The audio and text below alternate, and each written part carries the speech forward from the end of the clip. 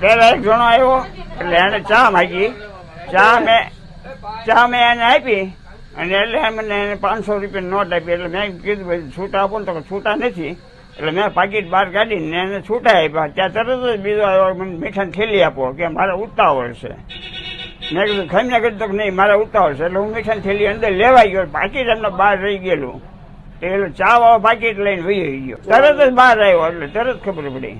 અંદાજે 25,000 રૂપિયા જેવું ગઢિયાશેરીમાંથી મળ્યો છે, પણ રૂપિયા નથી મળ્યા, એમાં ખાલી પાકીટ મળ્યું છે. આ નગરપાલિકા વાળા CCTV કેમેરા નાખવાની જરૂર છે બધી કેરળની બજારમાં. હા, એ મને જાણવા જોગ 12:30 વાગે આજુબાજુ RK જોશી નામની દુકાન ધરાવે છે કે દાદા દુકાન ચલાવે છે માણેક ચોક મેન બજારમાં.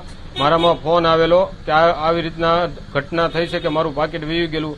એટલે હું દુકાન ઉપર આવ્યો અને મેં જોયું અને દાદાને બધું પૂછ્યું કે આ બધું આ રીતનું પાકીટ વયું ગયેલું છે. એટલે અમે પોલીસ સ્ટેશને જઈને ફરિયાદ નોંધાવી. અમારી વેપારી મંડળ કે એસોસિએશનની એવી માંગ છે કે ગઢડા શહેરમાં CCTV ક્યાંય નથી. બીજા આજુબાજુ વિસ્તારમાં આપણે જોઈએ નાના ગામડામાં કે બધા ઢસા જેવા ગામમાં CCTV કેમેરા લાગી ગયેલા છે, પણ ગઢડા એક મોટો તાલુકો છે તોય પણ આ CCTV નથી. એટલે ગઢડા નગરપાલિકાને વિનંતી કરવામાં આવે છે વેપારી એસોસિએશન દ્વારા કે જેમ બને એમ જલ્દી CCTV ફિટ થાય અને વેપારીઓને સેફ રહે એવી અમારી માંગણી છે.